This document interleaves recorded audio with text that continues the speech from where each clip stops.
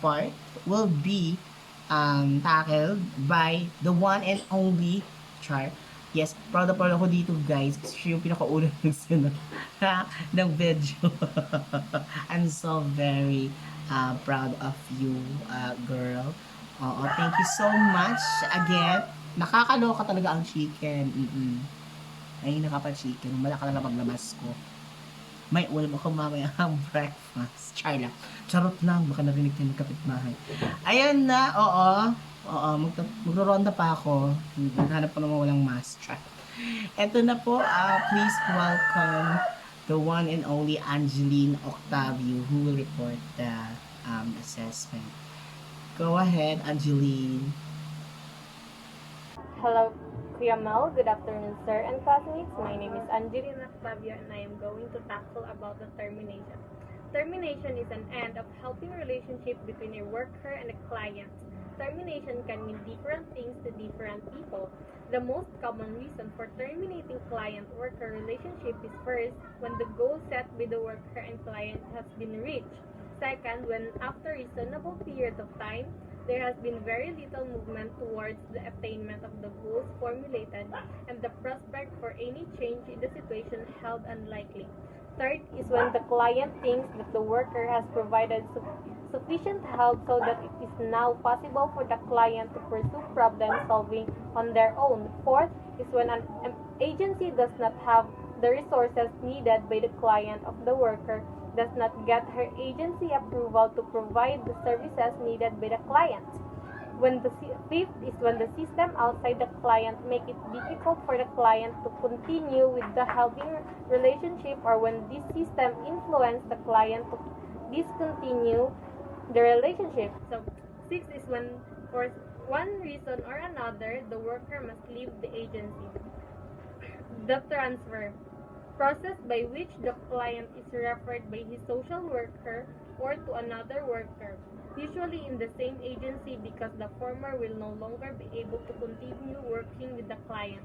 So referral, an act directing client to another worker or agency because the service that the client needs beyond the present agency worker competence, or client needs additional services which the present cannot provide. There are three major components of termination according to Pincus and Binahan. First is the disengagement.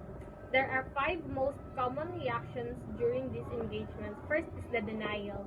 To avoid painful feelings, avoid the discussion of termination. Second is the emotional reaction. Fear of loss or fear of the unknown can give rise to feelings of sadness and grief. There can be anger expressed in verbal outbursts of physically violent behavior directed towards the worker or the other significant worker. Third is bargaining. Client tries to negotiate an extension of time or a modified schedule, which can mean fewer contacts over a longer period of time with the worker. Some other offer promises and gifts. Fourth is the depression, listlessness, little energy, withdrawal, sadness, helplessness, despair, absence of motivation to go on. Fifth is the acceptance. The client manifests an increased energy and is able to talk about a good and bad times and to think about the future. So, factors that influence their reaction during termination. First is the length of service. Second is the attainment of client's goals. Third is client-worker relationship. Fourth is the modality of intervention. So, second is the stabilization of change. Roland Lippit contend that the main test of a change agent's help is the stability and performance of the client system's change behavior when the change agent is no longer actively working with the client.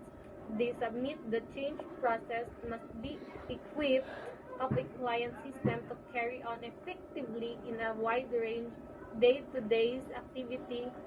The initial change project is over. Robert Winter explains this as the requirement of transferability. Example, gains achieved by the client within the helping process must be transferable beyond this process, and the degree of improvement should be assessed according to the conventional standards in the community. Third is the evaluation. It is no longer part of helping process. Period or regular evaluations allows the worker and the client to review and, if necessary, revise the goals and objectives, spin-offs, or unexpected or unwanted consequences.